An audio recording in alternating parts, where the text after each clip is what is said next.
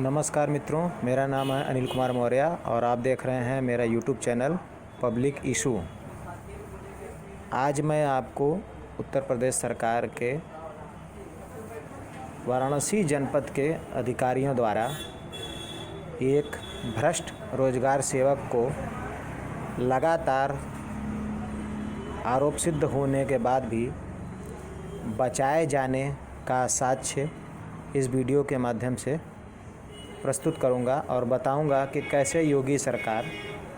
और उनके अधिकारी इस भ्रष्ट रोजगार सेवक को लगातार बचा रहे हैं और उन अधिकारियों पर कोई कार्रवाई नहीं हो रही है। वाराणसी जनपद के मुख्य विकास अधिकारी को मैंने पंजीकृत डाक से इस बात का शिकायत भेजा था कि वाराणसी जनपद के हरौआ ब्लॉक के अंतर्गत आने वाले ग्राम लोढ़ान का रोजगार सेवक विनोद कुमार संविदा कर्मी होते हुए भी नौकरी के दौरान पिछले 15 सालों से सोसाइटी बनाकर उसका अध्यक्ष बना हुआ है और जनता से चंदा ले रहा है। साथ ही उसने उसी नाम से महिला जागृति समिति नाम से एक ट्रस्ट का निर्माण 2017 में किया और उसमें 2 लाख रुपया प्राप्त किया और खुद ही उसमें कर्मचारी बनकर वेतन भी लिया। यह शिकायत मेरे द्वारा 6 नवंबर 2020 को पंजीकृत डाक से मुख्य विकास अधिकारी वाराणसी को लेटर भेजकर साक्ष्य सहित किया गया था, जो आप इस वीडियो में देख सकते हैं। उपरोक्त शिकायत पर मुझे पता था कि कोई कार्रवाई नहीं होगी, इसलिए मेरे द्वारा 16/10/2020 को मुख्य विकास अधिकारी से सूचना मांगी गई। समय पर सूचना प्राप्त न होने पर मेरे द्वारा मुख्य विकास अधिकारी के यहाँ प्रथम अपील किया गया। प्रथम अपील के पश्चात उपायुक्त मनरेगा वाराणसी श्री करुणाकर अदीप द्वारा वीडियो हरौआ से जांच कराकर जो रिपोर्ट प्राप्त की गई उसके अनुसार मेरी शिकायत सही पाई गई और तत्काल संबंधित रोजगार सेवक को उसके पद से हटाते हुए नियम विरुद्ध प्राप्त किए गए उसके द्वारा जो भी मानदेय प्राप्त किया गया था उसकी वसूली संबंधी कार्यवाही का आदेश उपायुक्त मनरेगा करुणाकर अदीप द्वारा 4 नवंबर 2020 को जारी कर दिया गया, जिसे आप इस लेटर में देख सकते हैं। करुणाकर अदीप उपायुक्त मनरेगा के स्पष्ट आदेश के बावजूद 2 महीना बीत गया, मगर इस भ्रष्ट रोजगार सेवक विनोद कुमार को उसके पद से हटाया नहीं गया। तब मेरे द्वारा उपरोक्त लेटर का संदर्भ देते हुए माननीय मुख्यमंत्री महोदय को ऑनलाइन 4 जनवरी 2021 को शिकायत किया गया कि क्या यह आदेश सही हुआ है अथवा फर्जी हुआ है।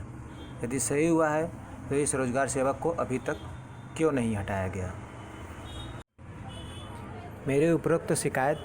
जैसे ही वाराणसी के अधिकारियों को मिली, उसके अगले ही दिन यानी 6 जनवरी 2021 को खंड विकास अधिकारी हरौआ ने ग्राम पंचायत लोढ़ान के रोजगार सेवक विनोद कुमार की संविदा समाप्त करने हेतु संबंधित अनुदेश ग्राम पंचायत को निर्गत किया और कारण यह दिखाया कि 25 साथ में यह भी कारण दिखाया कि 25 दिसंबर 2020 को समस्त प्रदेश की ग्राम सभा भंग हो चुकी है। जब तक पुनः ग्राम सभा का चुनाव हो के नई ग्राम सभा का गठन नहीं हो जाएगा, तब तक इस भ्रष्ट रोजगार सेवक को उसके पद से हटाए जाने की कार्रवाई संपन्न नहीं हो सकती है। यह पत्र मुझे 12 जनवरी 2021 को ऑनलाइन मिला, जो आप स्वयं देख सकते हैं। इस रिपोर्ट को पढ़ने के बाद मैं रात भर सोचता रहा कि जब 4 नवंबर 2020 को उपायुक्त मनरेगा करुणाकर अदीब ने खंड विकास अधिकारी हरौआ जनपद वाराणसी को आदेश दे दिया कि तत्काल इस रोजगार सेवक को उसके पद से हटाया जाए और विधि विरुद्ध तरीके से लिए गए मानदेय की वसूली संबंधी कार्रवाई की जाए। तो प्रदेश की ग्राम सभा भंग होने का इंतज़ार खंड विकास अधिकारी हरौआ ने क्यों किया, जो कि 25 दिसंबर 2020 यानी करुणाकर अदीब उपायुक्त मनरेगा के लेटर जारी होने के 1.5 महीने बाद समस्त प्रदेश के समस्त जनपदों के समस्त गांव की ग्राम सभा को भंग किया गया। दूसरी सबसे बड़ी दिक्कत थी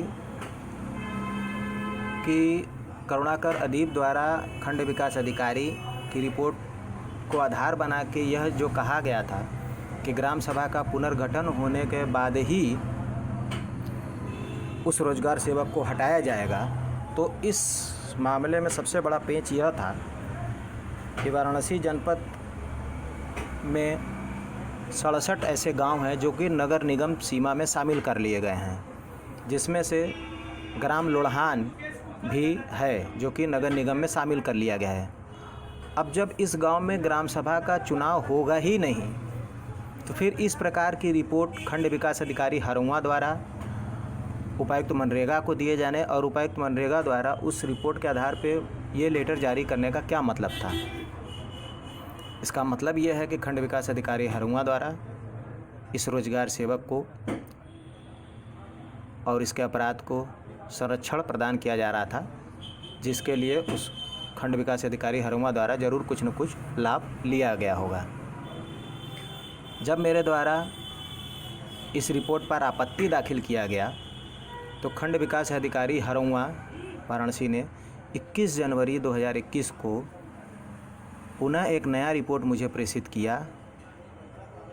जिसमें उन्होंने दिखाया है कि उपरोक्त ग्राम रोजगार सेवक विनोद कुमार को उसके पद से हटा दिया गया है तथा मानदेय वसूली की प्रक्रिया शुरू कर दी गई है। उपरोक्त रिपोर्ट भी आप लोगों के लिए अवलोकनार्थ संलग्न है।